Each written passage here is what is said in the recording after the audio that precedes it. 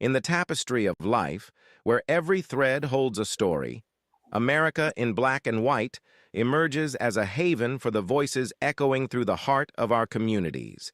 In this podcast, we wade through the rivers of our collective experiences, celebrating the vibrant hues of change brought forth by the whispers of hope and the roars of action. It's more than just a conversation. It's a journey into the heart of our society, illuminated by the light of those daring to dream and do. Join us, and let your voice be the melody that guides us toward a dawn where every color finds its place in the masterpiece of our shared destiny. Together, let's paint a future brimming with the positives that dwell in our minds and the actions that shape our...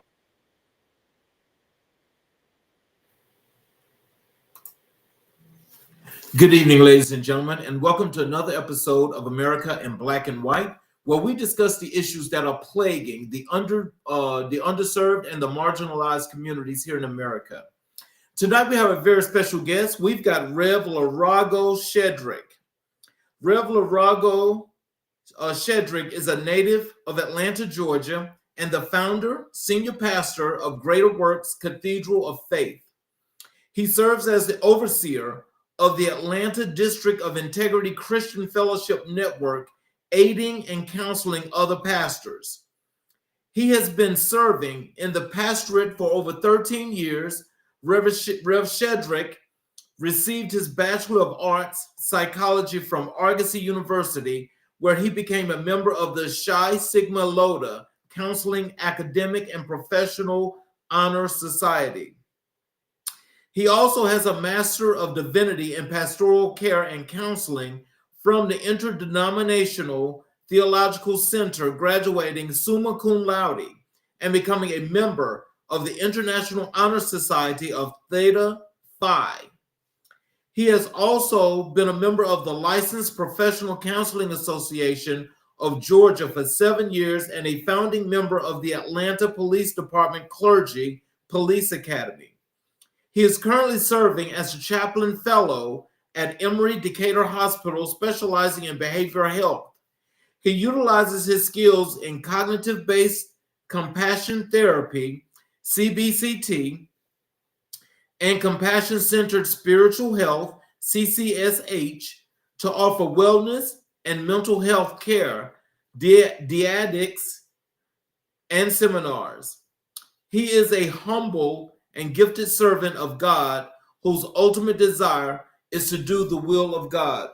Ladies and gentlemen, I welcome to the show Rev. Leroygo Shedrick. Oh, what's going on here? Welcome to the show, sir.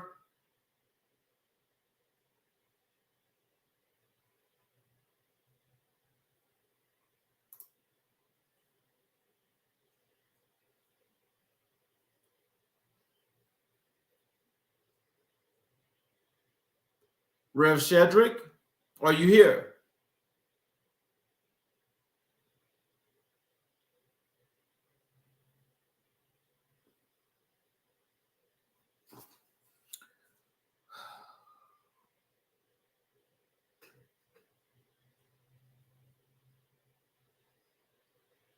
Rev. Shedrick, are you here?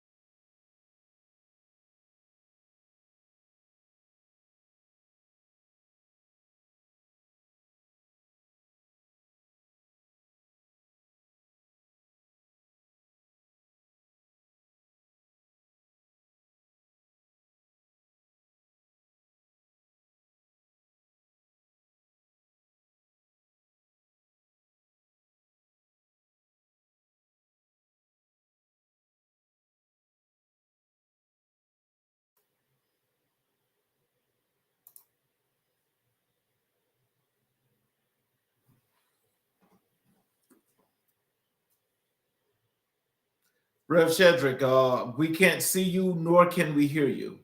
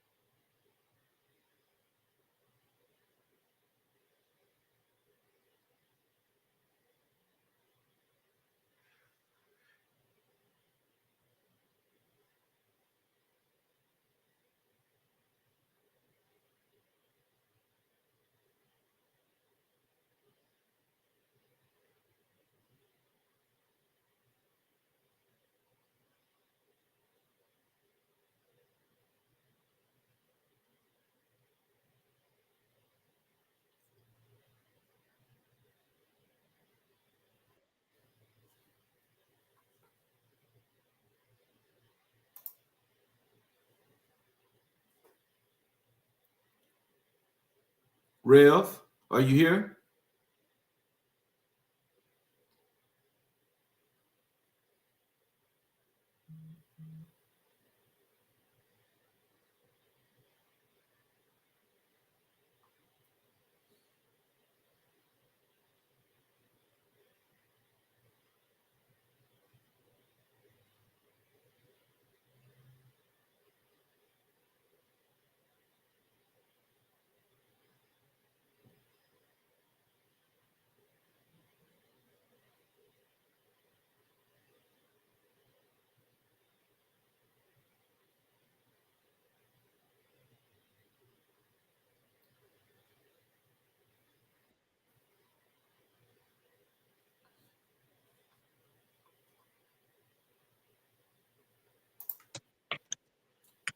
Rev.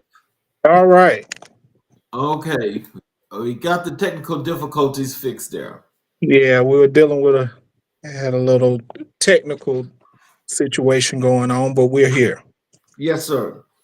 So with your bio that I just read, is there anything else you'd like to add to that? Um, Not necessarily just to say that, I'm a servant of God. I'm passionate about God's people, passionate about our marginalized community and those that are under service within that community. I believe that that was the work that Christ was here for, is those that were overlooked, that were downtrodden. And, you know, by picking up my cross, it is my desire to service that community. And one that I have been led to is those suffering with mental health, Mhm, which is far vast than a lot of individuals really realize. mhm. And that's one of the major things that, I try and bring is awareness. So, what it doesn't mention in the bio is the community um, work that I do, um, offering myself as a bridge between the church and the clinical side of mental health. So, Wow.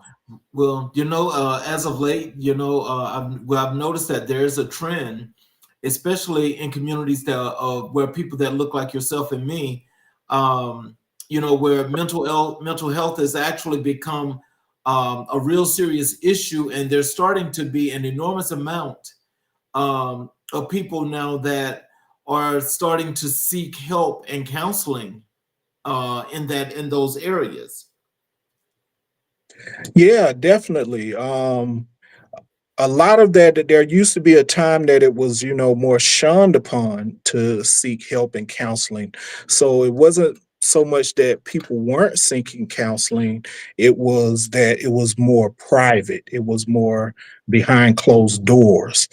Mhm. But with the turn of the century and a lot of mental health institutions closing down, and an increase of people realizing that they needed mental health services, you saw an uptick to where there was an imbalance, that now you had more people actually wanting to engage in mental health services and not enough facilities or resources to service that community. Mhm. And there's a lot of different factors that add on to that, Mhm. especially when you come to um, the drug epidemic. Mhm. A lot of people, we talk about, crack cocaine and things like that when they came on the scene, but a lot of times we did not realize the aftermath of that, which was, this drug induced psychosis. So a lot of people coming off of that era, you know, as part of their recovery is dealing with the effects that it had on their mental health, as well as a lot of different areas.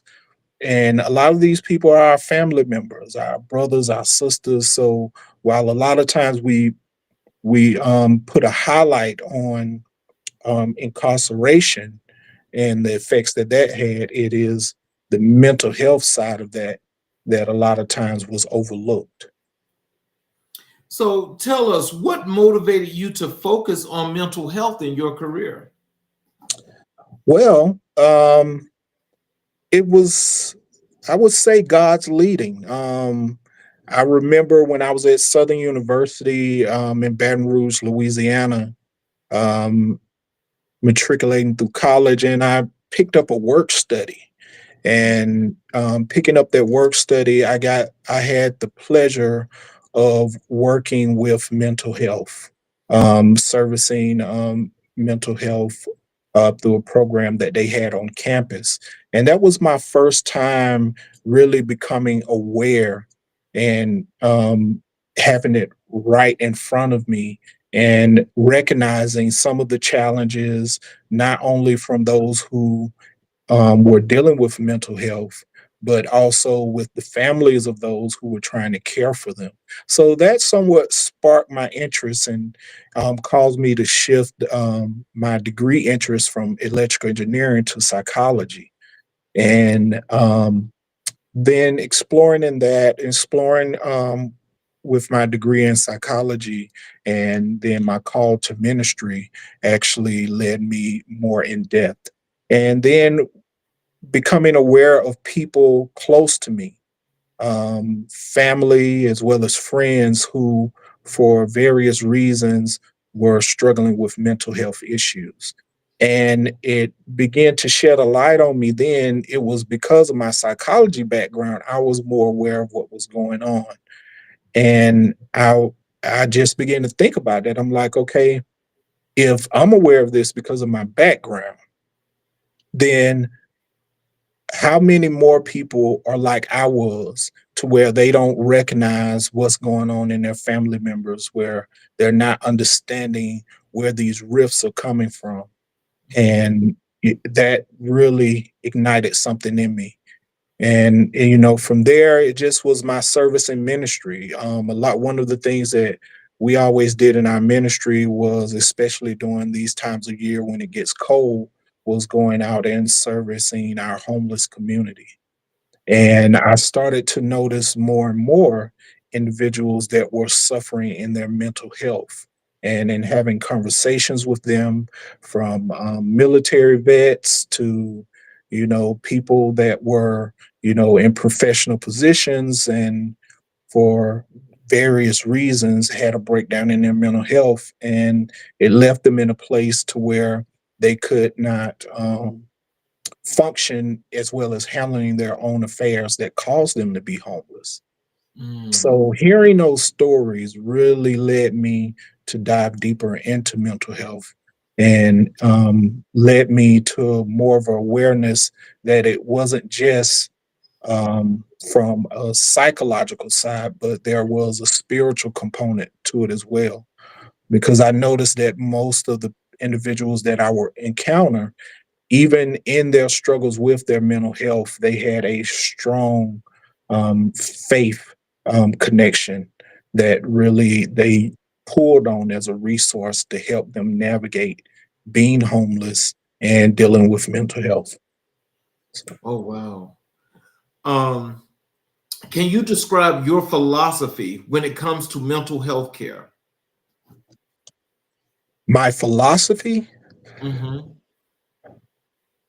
my philosophy is to allow the individual that you are offering service for to educate you. A Mm-hmm. lot of times when we look at mental health diagnosis, it we can easily get caught in the trap of um, figuring whether that's professional or whether that's just the common public, assuming that we know what a particular condition is, Mm-hmm. and figuring that we know what needs to be done to care for that condition. But there's a lot of different components that go into offering care, and that is how each and every individual, socially, economically, spiritually, is being affected in their condition. Because everyone who is suffering from depression, um, every the same process may not work for them. Their experience with it may not be the same. Mhm. So allowing them to advocate for themselves, allowing them to educate you, and being patient to hear what the true needs are, and discerning how to offer care. So that would be my philosophy, is to institute more of a pedagogy, Mhm. where I am not coming on as the authority, but Mhm. as a student as well as a teacher as well. So Okay, so that means then you would at least let them feel a whole lot more comfortable being in control of the situation and you just assisting. right, right, because that's one of the things I notice, that is a large cause of distress within the mental health community, is being misunderstood, as well as feeling as though they are not heard. So a lot of times they won't share with individuals the gist of what they are struggling with, or where they are with their mental health, because they feel like a lot of times individuals have already have a predicated assumption of what's going on, instead Mhm. of really trying to hear and understand what that experience is for them in that present moment.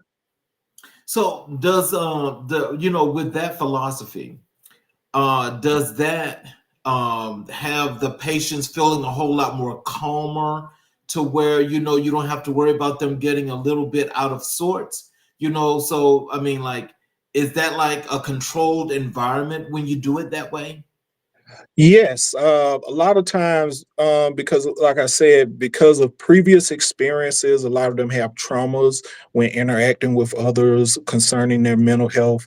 So it is coming because, one of the things uh, that I implement is called logo um, logos therapy, which is talk therapy or psychotherapy, and allowing them to talk Hmm. is a way of calming the distress and calming the mind. It's a lot harder for them to, especially if they're in a manic state, grab hold of what is being said to them in a particular moment, and trying to filter all that, as sometimes can become a little overwhelming. So giving them a moment to speak, whether that may come out rapid or pressured, um, it gives them something to focus on, to center themselves, to calm down, as well as for those who may be dealing with paranoia, it allows them to feel empowered and to build their safety environment around them through that conversation. Oh, wow. So how do you build trust and rapport with individuals seeking mental health support? Well, initially, it's about meeting the basic needs. Um, a lot of times before you go in, trying to offer what you feel like they need or what you think they need, is allowing them to feel empowered. It's something that, in CCSH, that compassion centered care that we offer, is called entrustment, right? So the first thing we do is establish entrustment. Establish entrustment by asking them their perspective, what it is that they need in that moment, and offering those things to them. Being cautious of the tone that I use, using a soft tone when speaking to them, articulating myself clearly, but using a soft tone, and being attentive of my body language. Hmm. That's something a lot of times, like I said, because a lot of times they do have those triggers of encountering individuals, and you really have to kind of settle yourself and be prepared not to respond with that shock or that awe of what they may share, or even with that facial expression of confusion, Hmm. but to be attentive, Right. be alert in conversation, and hear, and constantly repeating. portions that you may pull out of the conversation to reaffirm that you are hearing them and that you are with them. So just being patient before I even begin to um, offer any resources of any kind, really being patient for them to kind of wrestle through their thoughts to get out what it is that they feel they may need. But let me do a follow up on that because I love the philosophy and the approach that you use. Mhm. But what I'm wondering is that with that approach, have you ever come across one of your potential clients that have kind of like went off the rails and you had to reel them back in? Yeah, yeah. Yeah, at times I've ran into several individuals where I have to reel them back in. Mm, And a lot of times, even when they're in a manic state, they are redirectable. But it's on the individual trying to offer care remaining calm. So it's more about your ability to maintain control mhm. than trying to control them. It actually escalates when you find yourself, a lot of times we try and get them to de-escalate because it's making us uncomfortable. Right. So, we're in an urgency to get them to calm down, but sometimes they Mhm. need to release that energy. They need to work through that. Right. So there are times I'll give them a moment. Like Mhm. if they need to break down and cry, I give them a moment. I let them break down and cry. If Mhm. they need to scream, if they need to yell, I'll step back, give them a moment, let them scream and yell Mhm. because they all of that is built up and they need to release it. So Mhm. when you have somebody constantly telling you, calm down, sit still, it's Mhm. actually adding to the distress than it is reducing it. So basically it's like that energy from your anxiousness, your nervousness is fueling their anxiousness and their nervousness. So they're paranoid, you're afraid, and it's just continues to escalate. So somebody has to be the calm space in the room and presenting that.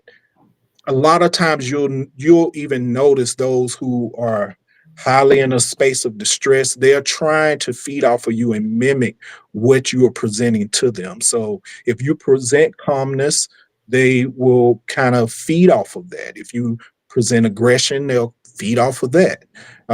So when it's like, being in that space of distress, you're searching for something to grab hold of, and all you have in front of you is that person who is saying they're trying to offer care. So it's very important on what you present. You present what you desire. Mhm. So, what are some common challenges people face in accessing mental health care, and how do you address them?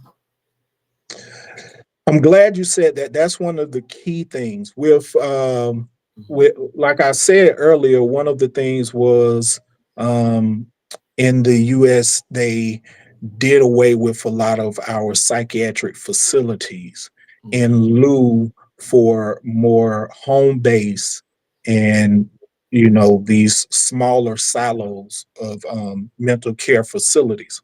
Mhm. And one of the big issues with that is there was a time everyone knew where some of your major psychiatric facilities were. So it was almost like, a landmark. They knew about Milledgeville, they knew about Reedsville, you know, everyone knew about it. So knew that these were the places that you could go to receive psychiatric care. But throughout the country, as those were done away with, and we went more to these smaller organizations, it became more of nobody knew they even existed. So you have a lot of these mental health facilities. You have a lot that are coming up now that it's just a matter of awareness. Nobody knows that they're there, especially those who are suffering with mental health. A lot of times, a lot of them are more discreet. A lot of them are actually homes in neighborhoods. There are individuals, there may be a transition home in your neighborhood that you don't even know is there, um, offering care to individuals with mental health, whether it's autism, whether it's schizophrenia, whatever the case may be. These homes exist in a lot of communities, but there's no sign plastered outside. There's, a lot of them, the contact information, a lot of times there's nobody really keeping up to date with that information. So it's the awareness. It's the awareness, and unless individuals have access to the internet. And see, that's the other piece. A lot of individuals who are suffering with mental health, they don't have access to a computer. They Mm. don't have access to those resources, to search them up in this new modern age. So awareness is a large component in individuals being aware. And like I say, not just those suffering, but even their family members. A lot of times they don't know what resources are actually out there to offer assistance. So that's one of the things that I offer is being that bridge. So, do you know, especially here in Georgia, do you know if they're going to reopen Milledgeville or what? No, the legislation and the laws that have been put in place have shifted us to a different direction. And like I said, that's where you see more of these different silos of mental health facilities. Um, right now in Georgia, you have a lot of these treatment facilities, and I think it was probably about in 2012, an advocacy group did a research study. And right now, we're looking at probably with the treatment facilities we have, maybe about maybe 50,000 psychiatric beds available. Well, that was a decrease of probably about 14%. So that leaves us with maybe 14 available beds to every 100,000 people. Oh my God. So, So are so these like these little facilities like are the places like inside people's communities? And yeah, yeah. there's Mhm. no pun intended, but are those like safe spaces, or how is that controlled, or how is that regulated? Well, one of the things that they looked at and they realized is a lot of these individuals were not a threat when they are on their medication, when they're receiving the basic care they need. They are not a threat to society, especially, for example, like I was saying. Individuals dealing with autism, or things like that. They're really not a threat, but maybe their parents have come to an age that they're not physically able to care for them, so they are placed in these facilities where they have a team of individuals that offer care to them and assist them. So it's not per se of being a threat. And that becomes one of the issues that we see is the stigma behind mental health. Mhm. Because a lot of times when um, a lot of individuals first encounter with mental health is through horror movies, things like Shawshank Redemption and, Hannibal Lecter. So we look at these individuals as being the staple of what mental health is. And Right. that's why I say it goes back to that awareness, because a lot of these individuals are, your family member, that individual that we just brushed off and said they're a little different, but where we never saw them as a threat or harm. um, a lot of times where we get in a panic and concern is when a lot of times they find themselves in a manic state, and a lot of times that's because they're not in a position to where they can get the medications that they need, to where other needs are in lack. such as food and nourishment, housing, that cause them to get into that manic state and be in a place of distress. So it's really more of a place of distress than it is a threat. And that's why I say it goes back to when they're in that place of distress, identifying what is the need that is not being met, that we can offer care to get you out of this place of distress so that you can function more in society. And that's one of the things that there has to be more of awareness on, is our ability to meet the needs of those who need mental health care so that they can function in society. Because these individuals are able to function in society. If mental health is not just within our homeless community, there are, physicians, doctors, lawyers, teachers, you know, in all facets, pastors, in all facets of our diaspora at large are individuals suffering with mental health in some shape, form, or fashion. And we even have to look at um, what our understanding is about mental health, especially after the pandemic, because a lot of people really had to realize the mental health crisis they were dealing with when being shut at home, because a lot of their coping strategies and the ways that they deal with their mental health were taken away when they were shut away in their homes, just having to deal with themselves. And that is a larger challenge that I feel like shed the light for a lot of people, that their mental health was, something that doesn't just span to what we would consider the threats to society. So, So, can you share a memorable experience that had a significant impact on your work in mental health? a memorable experience. Yeah, I would say one of the most memorable experiences You that I don't have to had. give us the name, though. You don't No, have to no, give no. us the name. I can't do that because of Well, there's only so much that I can share because of right. HIPAA. But I would just say it was seeing an individual in complete distress. I Mhm. mean, they had no way of sorting things out on their own, and actually offering care to them and running into them later in life, and they had their affairs together. Oh, To wow.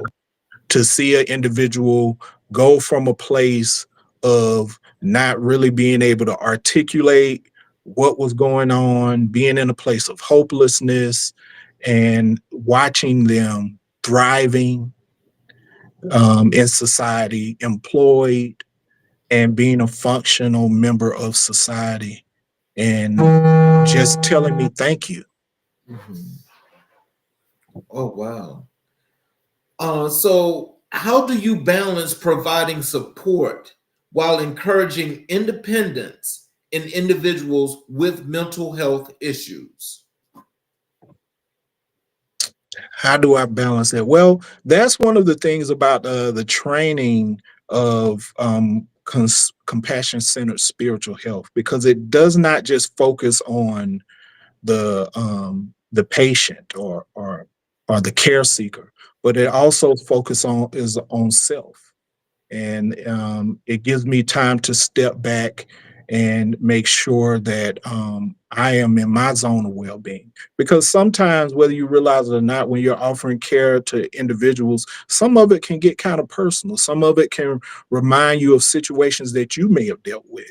You Right. know, even for example, when it comes to grief, and you hear people sharing their experience, and you're like, man, that sounds so much familiar to what I've dealt with. And you Mhm. know just having that sense of awareness and being able to step back and make sure that I'm offering them what they need, instead of kind of taking it on to myself.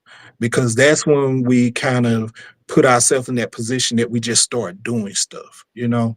Mhm. And I want to make sure that I'm not just piling a lot of stuff on them just because of how I'm moved, Mhm. instead of actually giving them what they need. Mhm. So yeah, it takes a moment of stepping back and kind of checking self.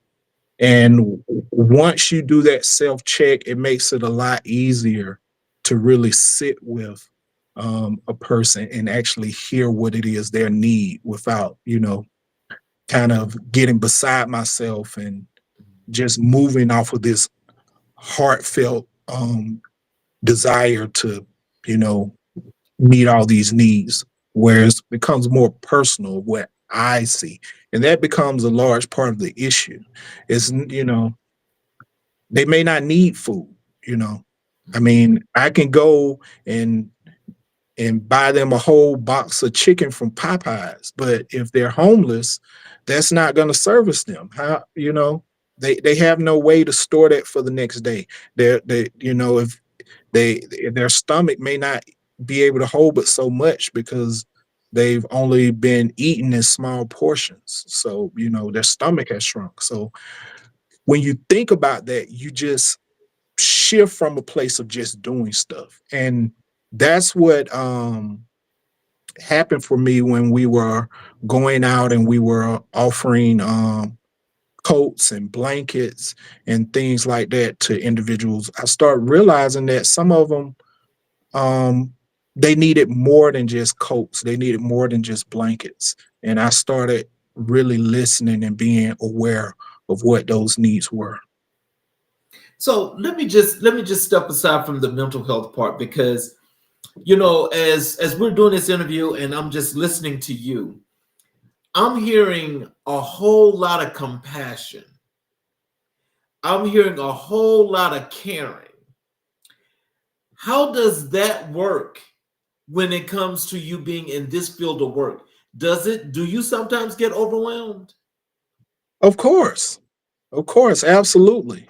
And that's one of the things is knowing when I need to step away. Because like I said, mental health, and I really want to make this clear. When Mm-hmm. we talk about mental health exists within all of us, Uh-huh. right? Uh-huh. And being aware of that, there's a small bridge from being a functional member of society and being in the care of a mental health institution. So you know we have to check that. And in the physical world, you know, the workforce, we call it burnout, right? Yes. Which is actually a real thing, and it is a mental health issue. So I have to be aware of that. You know, I have to be aware of what my capacity is, of what my threshold is, and even be aware to not even get close to that, you know. So I can be aware, okay, this is my threshold, but even recognizing that sometimes I have to take a step back, you know. Mhm. Sometimes after having a conversation and offering care to someone, I may have to take a moment, take a step back, you know, take a day or two and kind of regather myself, because sometimes it can get intense. Sometimes, you know, when others are pouring all of their stories, all of their needs, when you're hearing from families, it can get overwhelming. Mm. So, you know, having it is kind of practice what you preach. A lot of the things that I share with them, inst- you know, I implement them in my own life, um, because in order for me to continue to offer care, I have to be able to take that time and step away. You know, I'm going to tell you this. We are very fortunate and lucky here in Metro Atlanta to have, I know, at least someone like you that's here in this area, because, you know, you don't always hear, you know, this kind of compassion, this kind of loyalty, this kind of what it takes to do something to serve, you know, the people that are at need, to help them to get that much better. there's always these crazy stories that you hear, that's dealing with that some folk dealing in, in that area that you work in, that is always something that's just out of sorts. But we're lucky to have you here, Metro Atlanta. And I want you to know that, as I hear this, as we go through this interview, I mean, I can hear that passion that you have for this work. Yeah, thank you. I really appreciate that.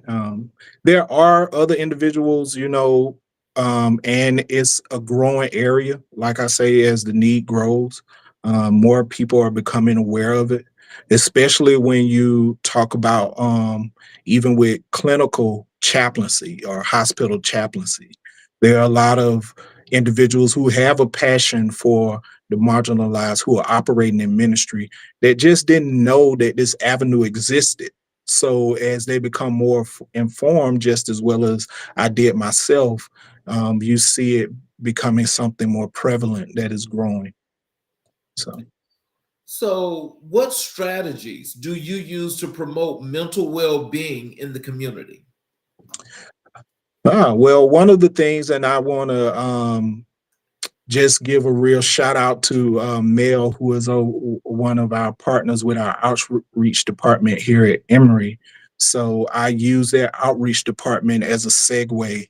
And what we do is we go into different communities within our community. So whether that be senior living facilities, I actually have one that I'll be visiting this month, having discussion with them about mental health, as well as going to a lot of our local churches. A lot of our local churches post pandemic as a way to stay connected to our senior communities who somewhat have kind of still sheltered in place. They give them different programs, which one that a lot of people may be aware of is like the Silver Sneaker program, Okay. which is tailored towards senior members of our community. So I go out into a lot of our local churches, offering stress management seminars, giving them awareness on mental health and some of these coping strategies for mental health. So that's one of the major things is awareness, as well as going into our homeless community and just sharing some of those resources. Like, for example, here in the Decatur area, I share with them some of the free mental health resources that are available, that they may not be aware of. Because, like I said, unless it's more about word of mouth or individuals actually putting something tangible in their hand that they can go and reach out to these places, um, a lot of them aren't aware, and that's one of the major means of contact within the homeless mental health community is word of mouth. So once you begin to pass resources like that on, make individuals aware, they share them with each other. So those are some of the major ways. There's doing outreach in the churches. I make myself readily available to any churches that want to have those conversations. I'm actually going to be speaking at a few. I spoke at several throughout the years, and just informing them, answering questions when it comes to mental health. So yeah, the outreach is a major part. So yeah. Well, we're going to get more into that as we go into the show. All right. And now I want you to, if you can just tell us, how do you handle cases where individuals are resistant to seeking mental health care? Well, that varies. Like I said earlier in the show, it depends a lot on a lot of different factors, whether that's economic, whether there's certain social factors. Certain individuals that are resistant to care, we have something that is called a 1013. There's certain cases to where individuals may be resistant to care, but care may be urgent, whether that's they're having suicidal ideations. And basically, is where we may, if I'm talking to someone and I feel like they are a threat to themselves or a threat to others, then I may call 211, or I may reach out to different programs like NAMI, which is a nonprofit that offers assistance in mental health, or I may call the fire department, or what a lot of police services are offering now is when it's a mental health crisis, they will send out mental health assistance before they actually send out an actual officer to assist in offering care. Okay. So, yeah. That's a good thing though. So basically, are you saying that you've coordinated a situation to where you guys have like these codes to where you get the assistance of the police department and they come and assist you, or do they Yeah. go on their own? Well, it's like I said, it's and I know Douglasville has it, Atlanta has it, a lot of Decatur is implementing something, but is where, and it happens in from force to force, where you have a department that assists the police force to where um, if dispatch deems that this is more of a mental health crisis, and someone in need of mental health services, they will send somebody out who is more apt to offer care to that. And if the officers are needed, a lot of times they will show up as well. Okay. Yeah.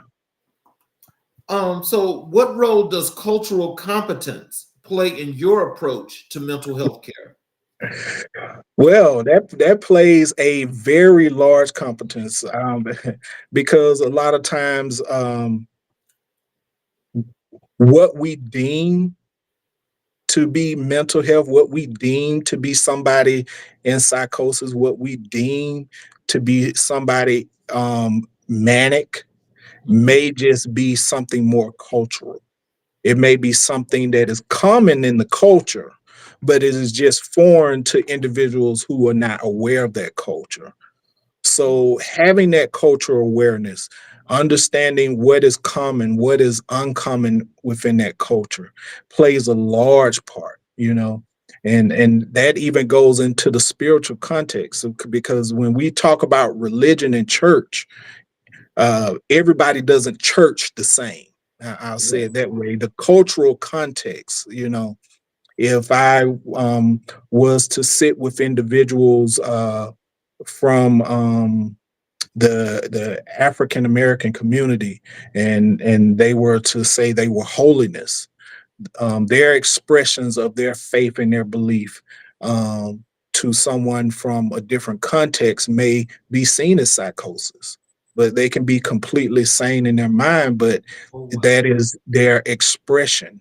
The same as well as individuals who may be um, practice Santeria, or maybe they're Episcopalian, certain things that we culturally considered to be superstitions, Mhm. um, that are cultural. All of these things, to someone who is not aware of that, a lot of times they deem it as something wrong, something mentally disturbing, when that can actually not be the case, but just line of sight, a lot of individuals can write those things off as being a component of someone's mental distress, and it can be so far from the case, you know. So, so how has your work in mental health influenced your own personal and professional growth? Ah, well, learning that I didn't know it all. Oh, Under Yeah, yeah, yeah. Learning that I didn't know it all. Like I said, getting that awareness that this is a forever branching tree, mhm, and that in mental health I'll be a forever learner. mhm. That there's always something new. There's always um, a branch or a leaf that I have not explored, and leaving myself open with every individual that I encounter to be a learner, Mhm. and to grow in my understanding um, spiritually, emotionally, as well as culturally. You know, even though I'm in the African American community, there's a lot of different aspects of culture depending on where you're from socially. I can talk with somebody who is from New Orleans, and their cultural context in the African American diaspora can be completely different from someone from Baltimore, Maryland. And understanding that I have to take all of that into context, all of that into play when I'm trying to assist and offer care, and realizing how very important that is into making a wrong decision and a right decision. Mhm. You know, I will tell you, I love the way you decide how you want to approach in looking at everything before you move, because it just seems like, you know, I think the you're cautiously optimistic, but you're also treading lightly to ensure that you're walking in the right direction. Yeah, that comes from my grandfather. He was a master builder, and he Oh, always told me, he say, measure twice, cut once. Right. So I try and implement that in offering care, because I understand, you know, the ramifications of, you know, making a wrong decision when it comes to mental health. You know, that can be the catalyst between someone staying open to have conversation with me and allow me to offer care, and them just completely shutting down. mhm. So you know, and that's something that I learned. You know, I won't say that I had it all right, you know, because I've had individuals in my earlier stages to shut down on me, and I didn't understand why. So that was something that I had to learn. That was something that I developed, you know, through that trial and error, through, you know, moving too quick, you know, through having impatience. So um, dealing in this field, your threshold to be patient is something that you continually develop and grow. And it's something that, you know, I can honestly say that in those times that I took missteps, I learned and I grew from that to the place that I am. So let's transition over to behavioral health Okay. and tell us what inspired you to pursue a career in behavioral health. How did that transition between the mental health and to this? How do they work together? Well, I'm glad that you brought that up. And I want to give the most props to one of my mentors, Gene Robinson, um, who really gave me a very strong introduction into mental health and behavioral health specifically. Um, while giving me my first opportunity to work in the behavioral health atmosphere. And in doing so, I got to see a completely different light when it came to mental health, because when you talk about the behavioral health side, a lot of times that's where I begin to see a large connection between spirituality and mental health. Mhm. Because a lot of times in behavioral health, there is something that I like to, that's called a cognitive dissonance. Mhm. You know, when individuals have these two conflicting understandings of their situation and circumstances that begin to clash. Mhm. And I started noticing how spirituality could help, you know, kind of unravel that cognitive dissonance and allow people to come out of that space. So once I started seeing that connection and making that, I just fell in love with it, because I was like, this is where I can help. This is where I can work. And it really drove my passion once I really started to implement that, and I started to insert that into the care, and I started to see this shift in individuals that they would consider to have behavioral problems. And you see that they would shift from this place of being a behavioral concern to actually being someone that can function. So tell our audience, What are some of the things that they should look for when it comes to behavioral health? Some things that they might want to make sure that they can check and maybe go and get a check. Well, one of the things that the first overall is grief. Mm, Are you experiencing loss? And asking yourself this question: have I given myself time to grieve? mm,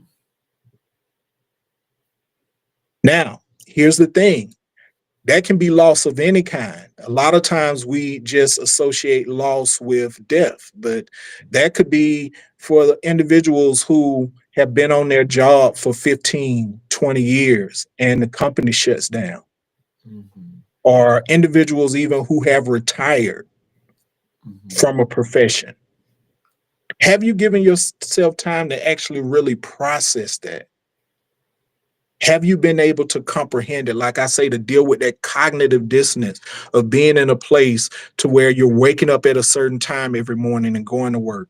And now you find yourself waking up at that time to go to work and there's nowhere to go to work to. Have you given yourself time to process that? And mhm, even when it comes to losing those that we care for, whether it was to COVID, whether it was to other situations, did you just go back to the normalcies of your everyday life, or did you really give yourself time to sit and process mhm, it? And that's one of the main questions I ask individual. And that goes for any traumas. Whatever your trauma may be, it may, whether it's loss of a job, loss of a family member, whether it's loss of housing. I know individuals in California right now are dealing with the fires. How did you navigate that? Did you give your time to process what actually happened in your life? And I believe for all of us in life, we deal with different traumas. We have different experiences, encounters that we come across, but a lot of times we find other ways to cope. mhm, And that is one of the things that I ask individuals. Secondly, is one, have you given yourself time to process what you went through?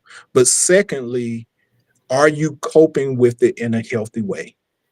mm. Wow. Okay.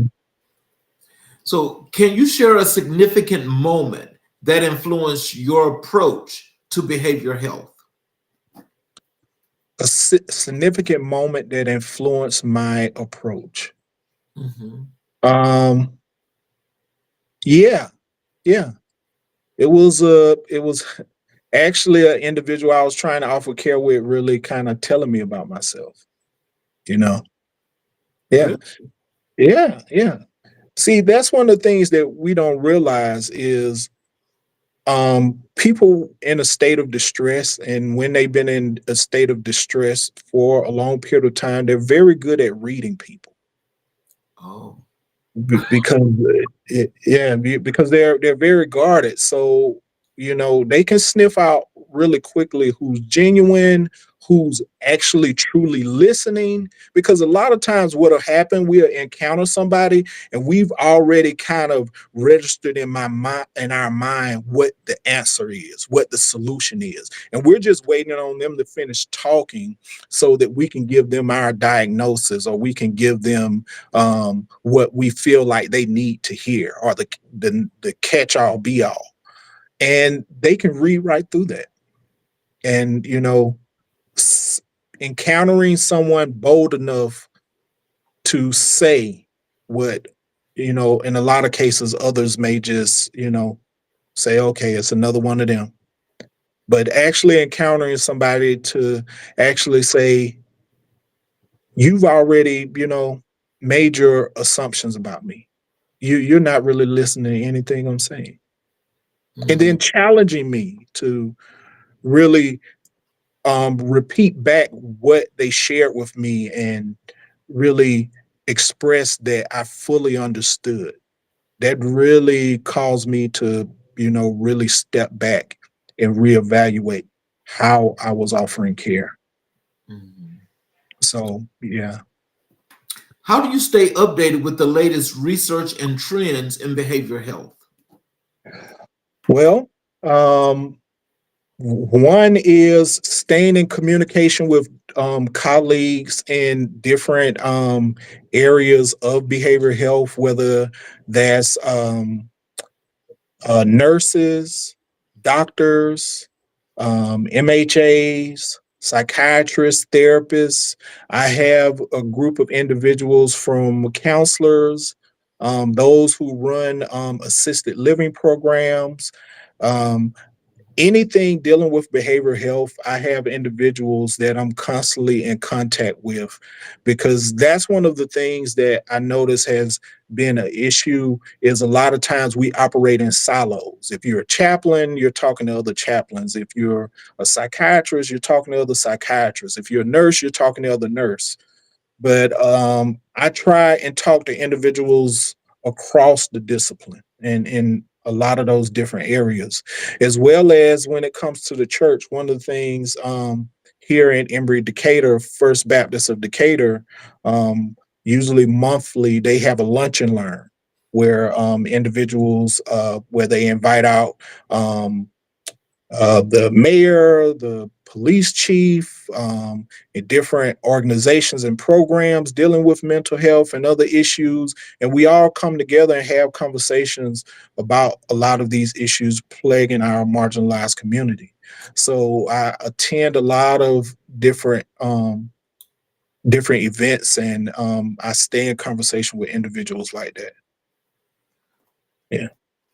Well, I think when you guys have those kind of functions, I mean, like, are those functions primarily to serve as things to improve the behavior health, or is it just just a plain old little awards thing where you just do some celebratory? No, no, it's not celebratory. Like I said, one of the major issues um, within behavioral health is the silos, right? Where you'll have someone who has a passion, they create a program, or they open up a facility, and they begin to operate. Well, you have individuals here on the other side who are doing similar things, but they have no way of knowing that each other exists. And maybe some of the resources that they have, the other one may be able to offer. So it's a coming together of seeing, okay, and a lot of times you'll hear them in those spaces express, okay, this is what we need. These are some of the challenges that we are having in reaching certain individuals.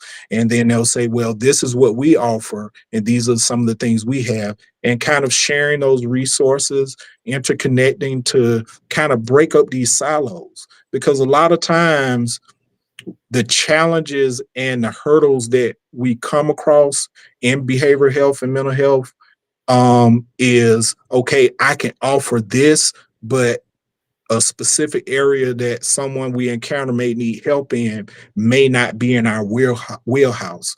So knowing those other resources that you have, it kind of extends that so that we end up dropping less individuals, you know and that's an important piece. So you can have individuals that come to the hospital, they get the medication they need, they're doing a lot better, but now where do they go from here? Whether it's housing, whether it's finding employment. Okay, how do we get them connected to those other resources that they need so that they don't end up coming right back through the system? So when we come together at these different programs and organizations, it's a lot of sharing and networking and making sure that we close those gaps so that everyone is aware of what's available, and we can move individuals through more of a ethernet of care, instead of just all saying, well, this is what we have to offer, and we put you back into the same circumstances that caused you to be in that place of distress. So, what are some common misconceptions about behavioral health that you have encountered? some common misconceptions. One of the most important ones is that they cannot speak for themselves. Is that individuals in behavioral health cannot advocate for themselves, that they are incompetent. Mm. A lot of individuals, How does that work? You know, to think that one is incompetent. well, I mean, that's sadly to say, that's one of the stereotypical nuances of society. A perfect example I give you is some individuals suffering with mental health and behavioral health may um, do what they call a word salad. So, that's where they're like very pressured speech, talking very, very quickly, saying a lot of things that don't make any sense. But somewhere in there, they are saying what they actually want to express to you. So a lot of times whether you're on the train, we see it all the time here in Metro Atlanta, right? And you see these individuals and they're just kind of talking in a tangent, and we completely dismiss them as though they're saying a lot of nonsense. Well, if you actually take the time to listen to what they are saying, a lot of times they're articulating what the need is, or really actually what's going on with them. It's just they, at that moment, they don't have the control, mentally, to express that without a lot of all this other stuff that they're adding into the conversation. Mm. Yeah. How do you address stigma associated with behavioral health issues? Um, Again, awareness. Um, when I do a lot of the workshops that I do, when I go into the community, when I go into churches and different spaces, I give them that awareness of how close mental and behavioral health actually is to their present everyday life. Um, and that kind of shift individuals' mind frame, because like I said, because of television, and a lot of our first encounters with mental health and behavioral health, that's where a lot of these stigmas have been fostered. So it's through information, it's through individuals becoming more informed. So putting that before them where we can present it in a different light and show them how real it is, actually expressing to them certain things that they may have experienced within their own life or within the life of family members, and saying, wait a minute, so you mean to tell me that's what they were going through?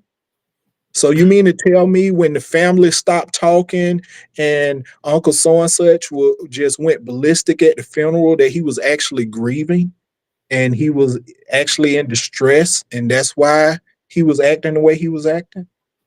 So, kind of bringing it home to individuals so that they can see where it is prevalent in their own lives, instead of seeing it as this far away thing, is an important piece. So, can you share an example of a successful intervention you've led in behavioral health? A successful intervention? Hmm. Yes. One that I can say is assisting with an individual that was in distress, and offering that compassion therapy that prevented them from being physically harmed. Oh, wow. Yeah. So, when in leading that intervention, like what led you to believe that the intervention was even necessary? Because I understand that different people have different behavioral patterns, and sometimes you can see where, as you say, some are just distressed and that they're actually going through some things. What led you to this point where that was just needed to do that intervention? Okay, and this goes, like I say, to awareness, and that's one of the things that I want to express. And this goes to a lot of my training in behavioral health.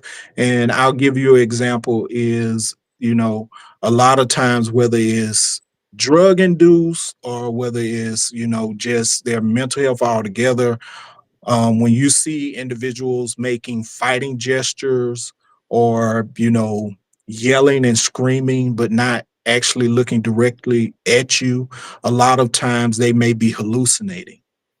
So the threat is not actually to you, but a lot of times individual assume that that individual is a threat to them. In all actuality, they're not. But there's something that they may be seeing and experiencing that they're actually afraid of, that's causing them that distress, to yell for it to leave them alone, yell for it to get away from them, or actually to swing at it.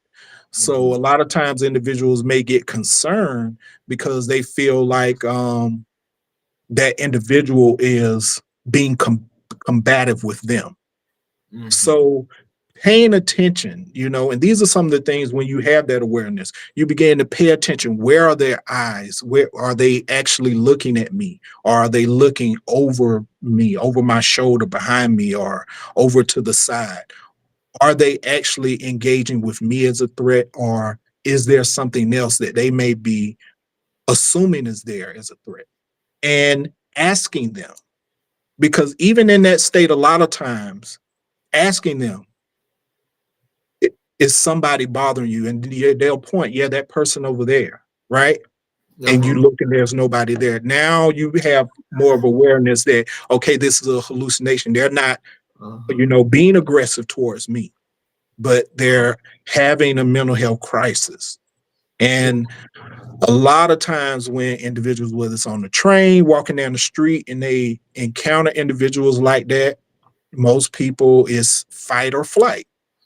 So the initial assumption is this person is trying to harm me, and they either choose to fight or flight. And in those instances where individuals choose to fight, you know, people get harmed or someone ends up losing their life. And it was just somebody in need of mental health care. Mhm.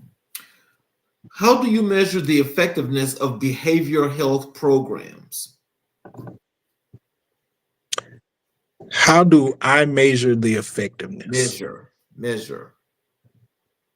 Well, for me, Mhm. is, do you have a specific area that you are trying to offer care? Mhm. To me, that is when you can be effective, uh, because we all can have a desire to help all people. But like I say, behavioral health is such a vast and large tree of branches that if you're kind of saying, okay, I want to help with behavioral health, and you're kind of touching everything, then a lot of times you're going to put your staff in danger as well as others in danger. You have to be specific about who it is you're trying to offer care to, and follow those regulations to ensure that you're offering it. Because yeah, that's one of the things I want to say. This just to give an example, um, behavioral health goes from even some of our senior community that are dealing with dementia and Lewy body and different situations. So is that who you're trying to offer care to? Because if you're saying, okay, I'm trying to offer care to dementia patients, and then you have individuals over here that may be dealing with schizophrenia, those two may not be, They can't mix. it's two different sets. In Mhm. the proper setting, they could, but Mhm. are you equipped to offer that type of care? And Mhm. a lot of times individuals, they have the passion, but when you look at all of the underlying things, There's a difference between individuals who may be dealing with psychosis from drug addiction. You know, there's a certain type of care that they may need, you know, certain things with recovery, as well as their mental health, is looking to see, are you really specific about who you want to offer care to? That to me is a very important part. Because even, for example, within the state of Georgia, there are certain certifications that you need to be able to offer that care. And you have to really be specific. Who is it that I'm being called to offer care to? So, what role does community support play in behavioral health recovery? Community support plays a large role, a very large role, because like I said, a lot of times when they go to these different facilities, when they go to their therapist, when they go to the psychiatrist, when they get their medication, they have to come back to their community, right? And one of the things that they're in discussion about adding to the DSM-5, which lists all of the mental health diagnoses, is loneliness. Loneliness. COVID, right? Since COVID, absolutely, it has been heightened, and people don't recognize that. And you know, when we talk about marginalized people, a lot of times people don't realize being ostracized from community, not being welcome as a member of community, can be very distressful to someone's mental health. So I can do well, I can go in this program, I can, you know, feel like I can conquer the world, I can go back and be a contributing member of society. But if my community doesn't welcome me back, now that creates that whole cycle of distress. So individuals trying to find community after they come out of a mental health facility, trying to find community and make connections after they have suffered a mental health crisis.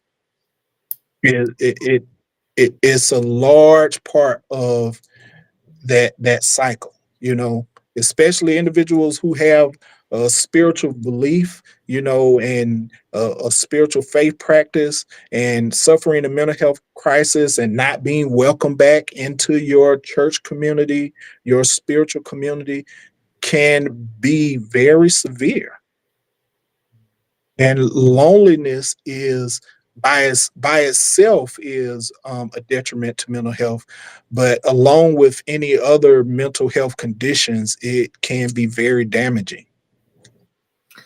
How do you tailor your approach to meet the unique needs for each individual?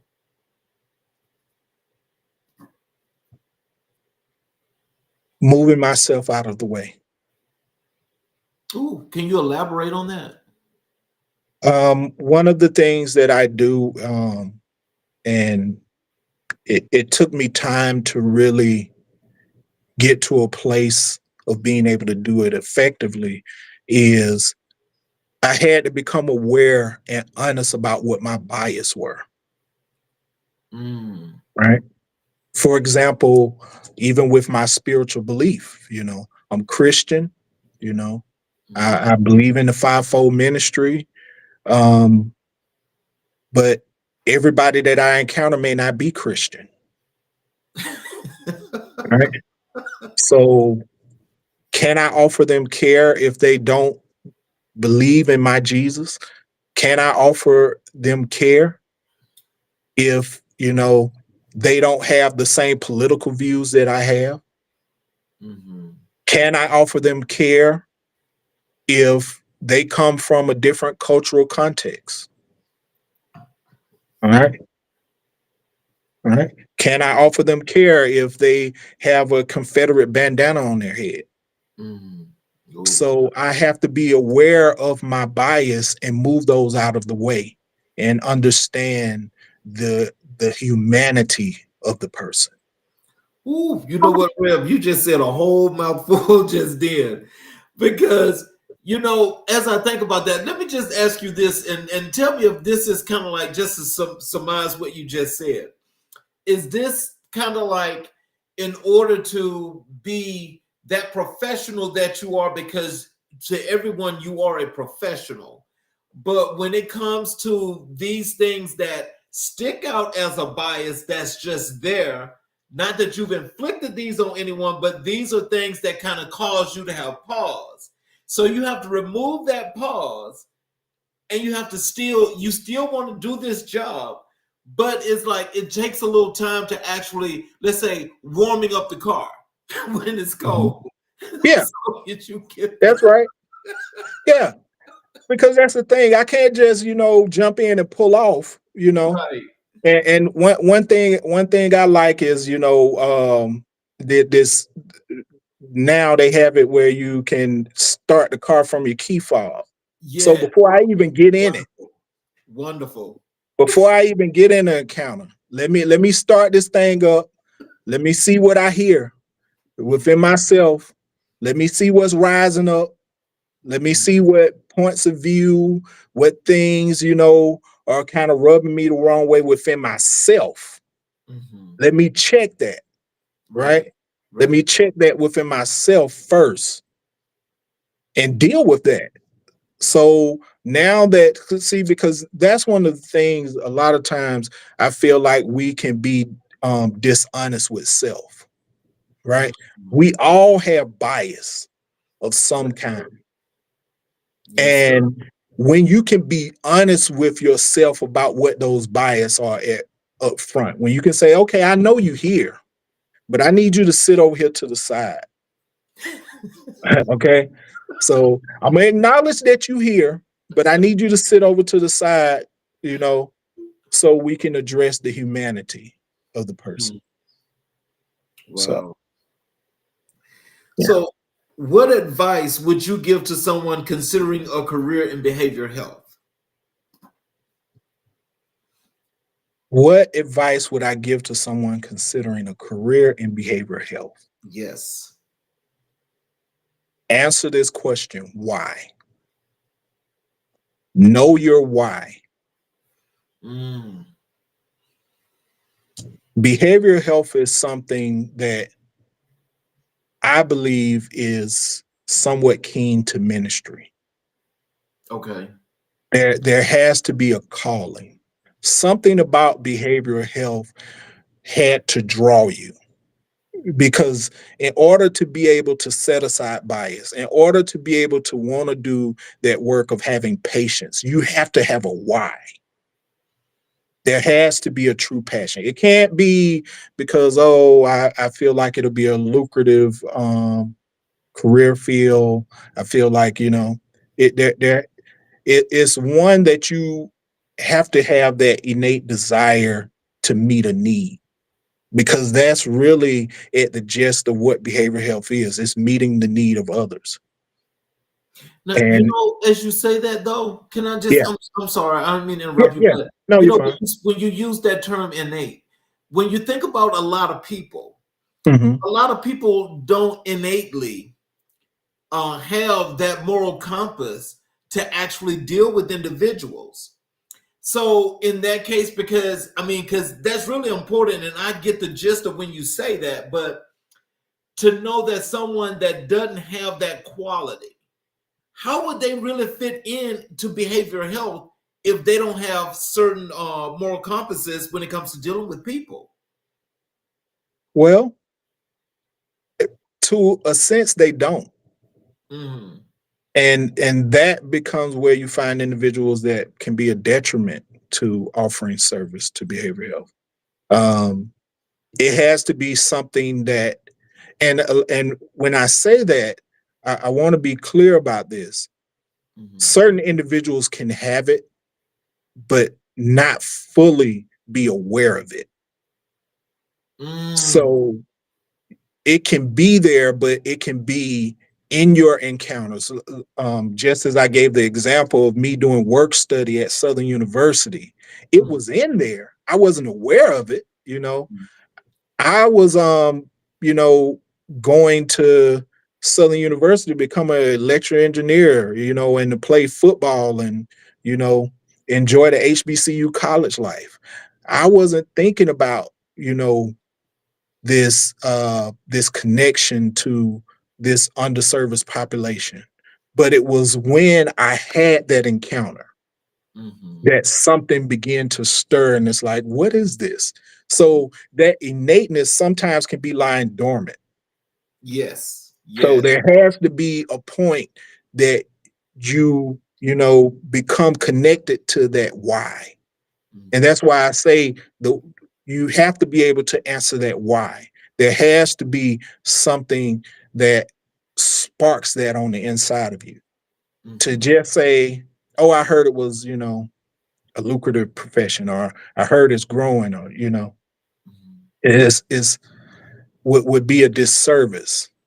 There has to be something, whether it's from a personal experience or just an inner curiosity Mm-hmm. that is spark and develops and grows that innate response that was pretty much already on the inside of you. Mm-hmm. So let's transition to your community outreach. And we don't have a whole we don't have enough time to complete everything, but I definitely want to get to this part right here because this has been I want you to know that this is just totally wonderful, and I know that the people are getting a whole bunch of good stuff from you right now. In community outreach, what inspired you to get involved in community outreach? Well, one of the things I would say most of all that really inspired me was being a pastor, um, and operating in ministry, and being in conversation with other leaders, Mm-hmm. and recognizing the gap, Mm-hmm. hearing this desire to meet needs, but not having the awareness on how to. Mm-hmm. So I could hear the passion. I know a lot of times many individuals may hear of ministries that have a passion for our homeless community, right? But like I said before, two of the major things that we all all individuals who are doing some type of outreach try and do is we're going to try and feed them, and we're going to try and keep them warm, right, and, Yep. and clothed. Yep. But when you see those who have that true desire to meet that need and to offer assistance and to recognize that gap when it comes to their mental health and behavioral health, is present, and they are not aware. It's like, I know there's a thing, I know there's a something, but we really don't know what it is. And recognizing that my skill set and what I have to offer is where I could, like I said, be that bridge and fill that gap, really led me into the outreach and working within our communities with different organizations. So, can you share a successful community outreach initiative you've led? Yes, one that I led was I did a connection where I put a lot of different individuals from different faith backgrounds, as well as from the mental health background, Mhm, in the same community. But one of the ones that I am most proud of mhm, is we during COVID. Like I said, because loneliness was one of the major things that impacted a lot of our individuals suffering with mental health, especially our senior community. So we launched a program offering tablets to seniors so that they could connect with their community while sheltering in place. And these tablets offered a talk feature, so they didn't have to sit there and try and punch through a lot of stuff. They could actually just talk to it to open up certain apps so that they could be a part of the church services, telehealth visits, whatever they needed to, they could do it through the tablets. And we offer those throughout the community to our senior population. oh wow. How do you engage and mobilize the community to participate in outreach programs? How can I engage? No, how do Um, you? how How do do I? Yeah. Well, one of the things, like I said, coming on podcasts like this, making individuals aware of what it is that I do offer, and um, going into the community, going into the churches, especially, and doing the seminars that I do, offering the information to other leaders as I do. That is one of the major parts, bringing that awareness, because as we talked about earlier, the stigmas around mental health and behavioral health are one of the greatest detriments. So, as individuals become more aware of the reality of what it is and what the needs are, Mhm. then that becomes one of the more successful ventures that I witnessed to help this marginalized community. Mm. What are some common challenges you face in community outreach, and how do you overcome them?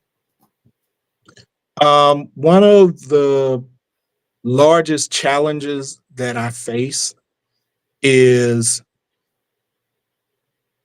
I would say, lack of knowledge. Mm. Lack of knowledge. And individuals who have no desire to learn, um, a lot of times is finding people who actually do want to be educated on mental health. And I've come to understand one of the challenges with that is, something that we've all heard before, is this separation of church and state.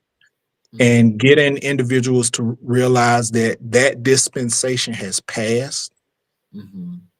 is can be one of the biggest challenges, because sometimes individuals don't understand how the two can mesh and how the two can coexist and be beneficial one to another. So a lot of times that becomes an issue, is individuals want to say mental health institutions, the medical field, all of these, and spirituality need to stay separate. And yeah, that can be one of the biggest challenges of that resistance of individuals wanting to see those two come together.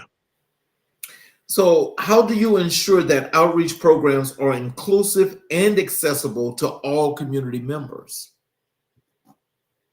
Um, Basically, having those conversations with leadership, um, and that's one thing that um, I give credit to the ITC, the Interdenominational Theological Center, for training me in that inclusivity. And that's one of the things that I was taught coming in, was making people aware of that up front.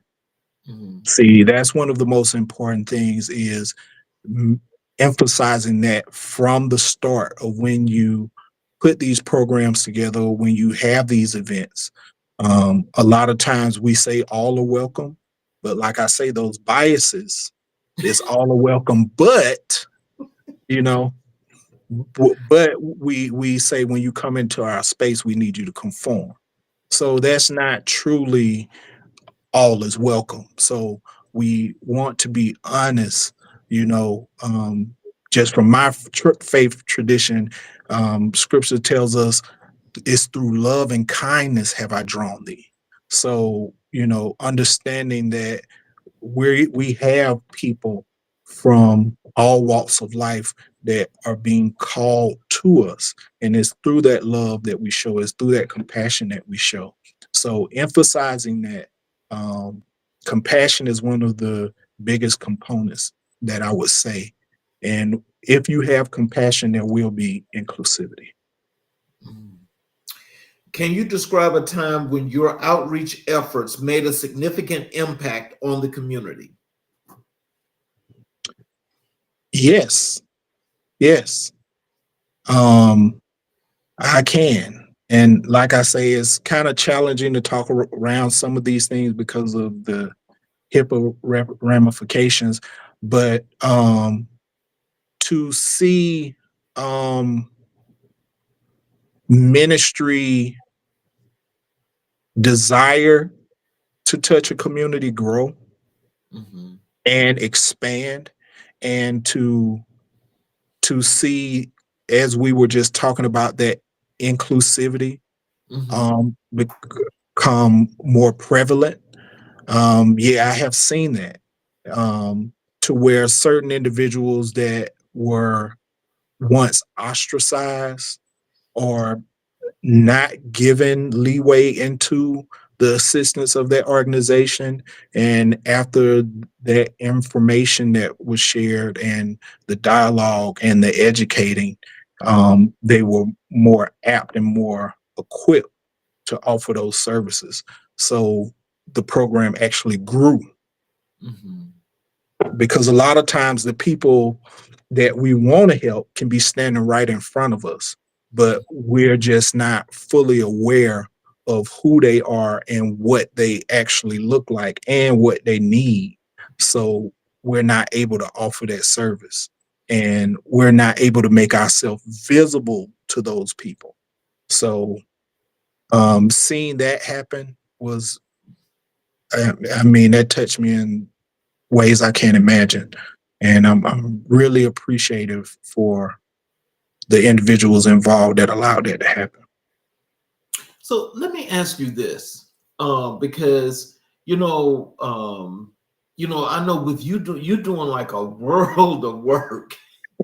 Uh, how do you actually take the time to put yourself or make yourself more visible within the community when you're doing these outreaches, or when you're doing outreach in particular? Let's say if it's just something for your church, how do you make yourself more visible and accessible to the community so they know you're there and they know you?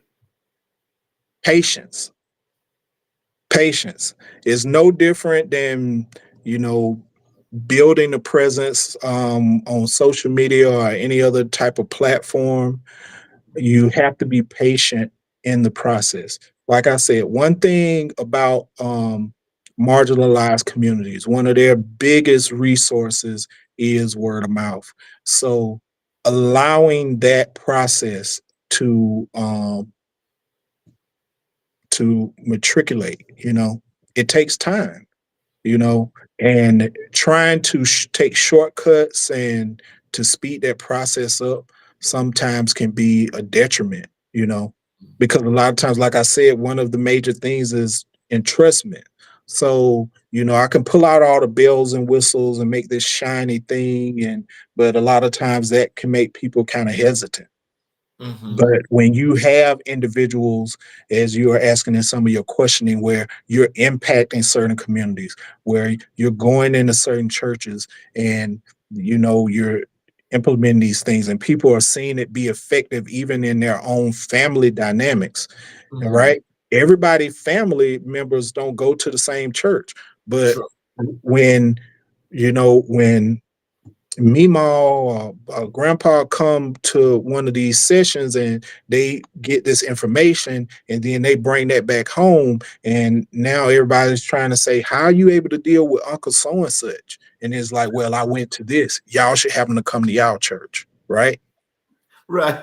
Then, but that takes time. So it's, you know allowing that natural process to take place. And I feel like that's the route that I appreciate more. Is more authentic, it's more generic, and allowing that natural process to take place, one community at a time, one organization at a time, one church at a time, one outreach program at a time. Just planting those seeds and allowing them to flourish.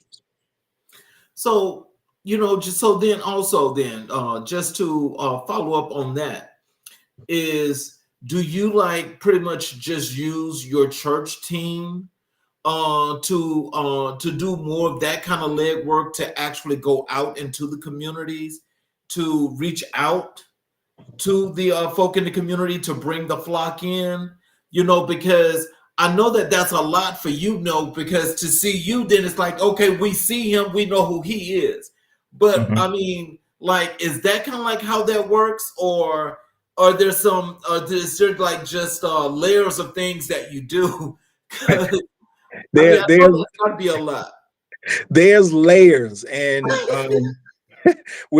there's always room for volunteers, those who want to offer support and be of service, and like you say, who have that innate passion for this type of work, to connect and to become a part. There is a larger goal.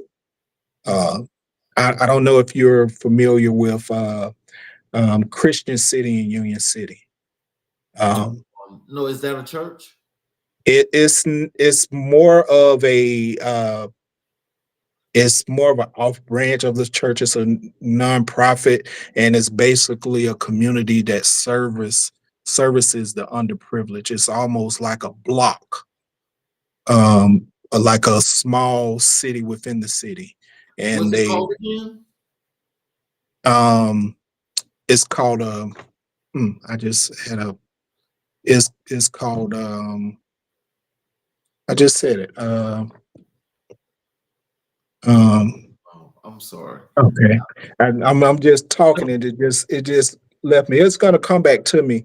Okay. But Christian City, there it is. Yeah, it's called Christian City. Um, and that's in Union City, Georgia. It's called Christian City. Okay. And uh basically they service a large community of marginalized individuals, and we need more of that, to where it's not just a house here, a building here, but actually a larger scale community. And that's one of the things, when it comes to the behavioral health, that is one of my biggest passions, that I'll be organizing a meeting of individuals that have that same interest, for us to come together with an initiative to create that. Mm. What role does collaboration with other organizations play in your outreach efforts? Well, we were just talking about that. It plays a large role. That's one of the main things which allows me to kind of stretch myself out the way that I do, is those collaborative efforts. The ability to lean on others and the resources that they have, um, to do this on a larger scale. Um, I would not be able to do the work that I do if it was not for other organizations, if it was not for churches inviting me out, if it was not for community programs inviting me out, and those not being who are open to when I say, hey, this is what we're doing, and we're looking for individuals to come out and share their services, them being able to say, hey, we're in, just let us know where to be, where to set up. That's a large part of it. Mm. Yeah. How do you measure the success of community outreach programs? How do I measure the success? Yes. Um, One of the ways that I would say measuring the success is pretty much, I would say, by the response and of those who have been to that outreach program. Okay. Because, like I said, within the community, if something is working, individuals begin to share, and you will begin to see people that have that need begin to fluctuate towards that program. If you see a program where individuals are not kind of navigating to that, then in some kind of way it's not effective. Mhm. Whether that can be the service that they offer, or whether that can be just accessibility. It can be a lot of different things. Uh-huh. But if you don't see individuals who have the need that outreach program offers, Mhm. there's a disconnect. And usually if you talk to people in that diaspora that need what they offer, they'll tell you what the issue is. Mhm. Yeah. So, what advice would you give to someone looking to start their own community outreach initiative? Two things. One is be specific about who you are reaching out to. Mhm. And then two, enter in conversation with those individuals to understand what the true need is. Mm. And I guess if it's like truly something that's dealing with the underserved and marginalized, then pretty much you know exactly what you want to do, how you want to do it, what you want to build, and what you don't want to build, and just pretty much just go for it, right?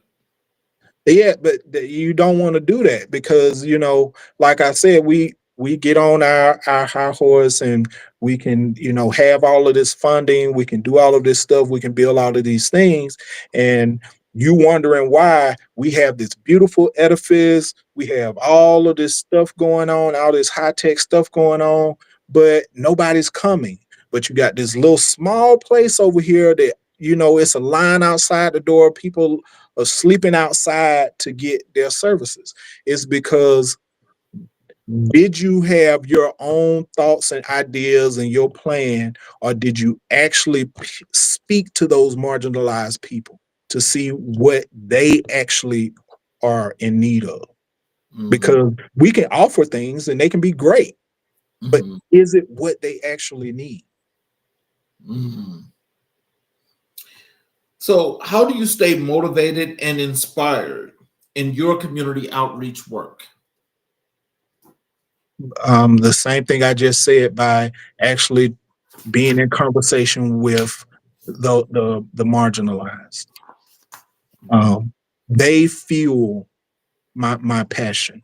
They It was encountering them and being in conversation with them that awoke that allowed that to grow and develop within me.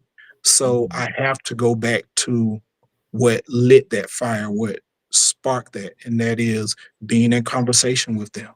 So as I do the work, I am actually being motivated and fueled by those that I encounter. And it gives me that awareness that there's still work to do. Mm. Well, I still have more questions, but I'm not going to be able to get to all of them. Uh, and I would definitely love to have you back. Can I send you some dates to have you come back? Absolutely, absolutely. So for well, I guess for this part right now tonight, is there anything that you'd like to leave to the audience as to the things you do, something you want them to know, how they can contact you, things of that nature? Yes, definitely. You can, if you want to reach out, you can reach out. One way is through our Facebook page for our church, Greater Works Cathedral of Faith.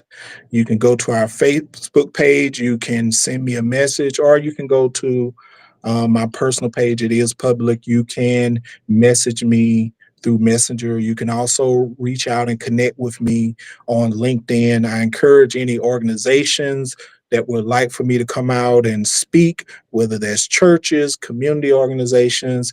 You can connect with me on LinkedIn. I do respond rather quickly. Um, Definitely reach out to me and let's do this work of helping our communities. If you are looking on my LinkedIn as well as on my Facebook, the church Facebook page, like I said, Greater Works Cathedral of Faith. You can follow me on Instagram at Overseer Shedrick. I will be posting stuff on there as well as some of the upcoming events that we have going on, whether it's be in churches or in the community at large. Well, I want to thank you, Rev Leroygo, for actually being here and giving us all of this knowledge when it comes to things that are really matter, what things that matter most in our community. And that is our behavior health and our mental health and this community outreach.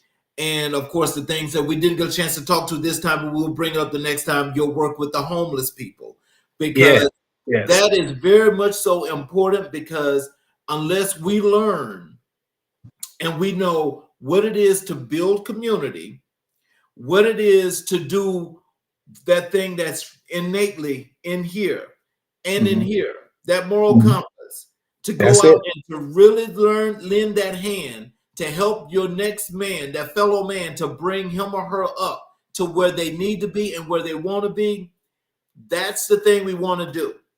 That's not only the purpose of America in Black and White, but that's also what Rev Leroygo Shedrick is talking about with his church and his community outreach. Despite having to help folks that are having issues with behavioral health and mental health, which is very important, we need to get back to being who we are from the basics. That is community within, building community. So I want to thank you all. For those that are watching on the YouTube channel, please help us out.